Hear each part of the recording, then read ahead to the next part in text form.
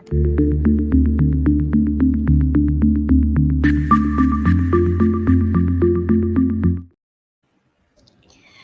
afternoon and welcome to BizTech Asia Midday Market Watch. It's Friday, the 14th of June. I'm Samantha Voon, and we're joined today here by Kelvin Wong, Senior Market Analyst at Oanda in Singapore. Kelvin, it's always good to see you every Friday. Likewise, Samantha, and happy Friday to you. Thank you. So before we get into it, let's have a look at the regional stock market performance today. All right. So we have the Nikkei 225 in Japan up 0.33%. In Shanghai, it's up 0.37%. In Hong Kong, the Hang Seng is up 0.89%. Is down 0.89%. In Australia, the ASX 200 is down 0.30%. In South Korea, the Kospi is up 0.33%. And in Singapore, the STI is down 0.50%. In Kuala Lumpur, back at home here, is down 0.17%. Kelvin, what is up with the markets today? Wow, so if you look at the market situation over here, it seems to us that it's rather a mixed bag performance. Individual markets is actually behaving according to conflicting factors that is at play. So maybe let us start with the Japan 225 first, or the Nikkei 225, pardon me, is actually one of the regional major stock indexes that's outperforming the rest of the pack, showing a positive intraday gain right now. So one of the reasons of it is related to the BOJ, Bank of Japan, monetary policy decision that is out a while ago. So within expectation, it didn't actually change or its short-term overnight interest rate, still capping it at a positive of 0.1%. But what markets are expecting earlier before the outcome of today's BOJ decision was that there is likely or high chance to be a tweak on its bond buying program. So that actually causes the JGB yield to actually rally 2 weeks ago to especially the 10-year rallying close to about, I think, 18 or 14-year high, going above that historical 1% level. But however, BOJ actually disappointed the market today because they didn't actually make any concrete announcement of their reduction of their bond buying program that was earlier anticipated by the market. So they still maintain that bond buying about close to 6 trillion worth of JGB bonds or Japan government bonds. But however, they actually mentioned that in the next meeting, which is in July, they will actually lay the much more concrete details, telling the market that how they are going to actually reduce the bond buying program. So they are in the direction of the bond reduction of bond program, but it's only that they do not want to give any details at this moment in time. So that actually causes the JGB yield to actually fall back, especially the 10-year JGB, as we are speaking right now, to fall back below the 1% level. So now it's trading around 0.96 level mark. All right. So that also causes the we call it in terms of the longer term interest rate in Japan to remain rather muted at this moment in time, rather than potentially spiking up. So that actually also causes a slight positive feedback look into the risk on behavior in Japan. So that one of the reasons that saw the Nikkei 225 to actually outperform against the rest of the other major Asia stock indices. So what's interesting over here is that the dollar yen is actually rallying right now as we are speaking. So they're actually now approaching the 158 key psychological level. Okay, so if this level starts to takes out, you may start to go up higher towards the major resistance at 159.60, 159.50. That induces that prior intervention from BOJ as instructed by MOF in the last 2 months ago. Yeah. So what's interesting over here is that yes, we start to see a stronger dollar coming back into the picture. So with a stronger dollar, that actually also don't gel well to some of the major Asia stock indices, especially China. So do not forget the dollar yen, the Chinese yen also track pretty much closely with the dollar Japanese yen. So if the dollar Japanese yen going to track upwards, they could put downside pressure on the Chinese yuan. So that also kind of lose confidence in terms of China related risk assets. So that you explain why the China stock market and proxy, the Hang Seng index, is actually showing a negative intraday performance at this point in time as we are speaking. Hmm.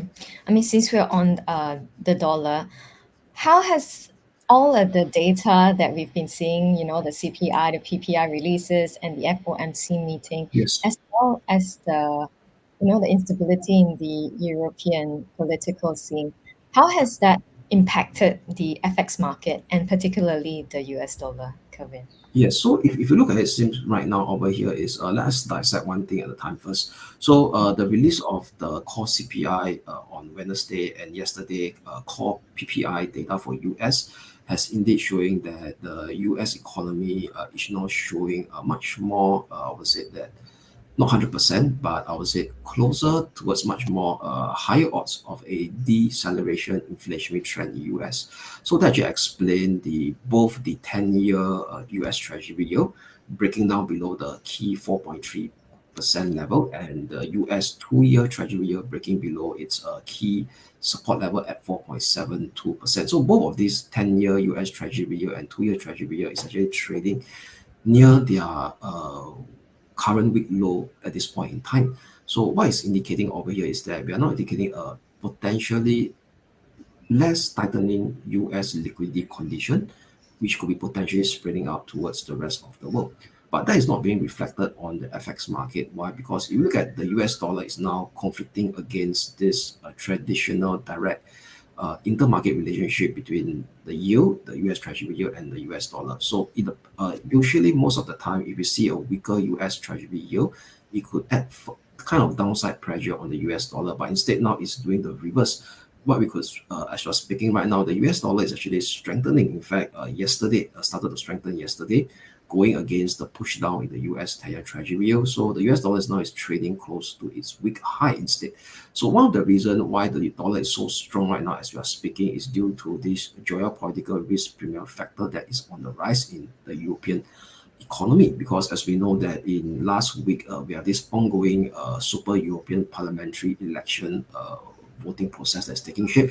So right now it's showing that key right-wing political parties in Europe is gaining a foothold in the super European parliamentary election. So that actually causes the French president to call for a domestic snap France legislative election. That's not the president election. That's more of a French parliament election.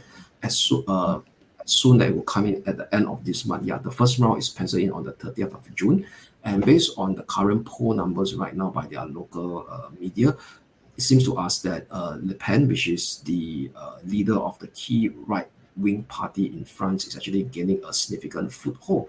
So the policies of these far right parties in Europe, they tend to actually focus more on protectionism policy, anti-immigration. Then they also do advocate for more fiscal spending as well. That means, i.e., if this political party starts to gain a significant foothold in key European economies like the France, potentially we could see a drag on the nationwide euros in this major eurozone economies fiscal deficits to start to widen. So that actually doesn't gel well in fundamentally speaking for the euro dollar.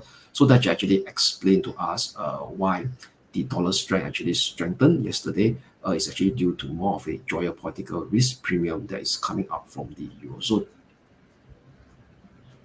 Mhm. And Kelvin, then how might this influence market sentiments in the coming days? Yeah. So if you look at the market sentiment right now, it's actually right now being a tug of war, right? So it really be a tug of war. So we need to monitor pretty much closely. So right now, what we start to see, if you look at the global performance of the major stock indices, so the weakest one now is related to the European benchmark stock indices like the France CAC, the German DAX, all has been underperforming against the rest of the world.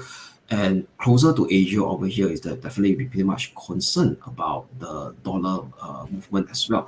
So if the dollar continues to actually rally at this based on the current pace of its performance, continue to have this positive follow through in the next 1 to 3 weeks, that could actually doesn't weigh well on various Asia stock indices that it has a much more direct correlation with this indirect correlation with the dollar strength, like the China benchmark stock index, the CSI 300, and as well as the Hang Seng indices.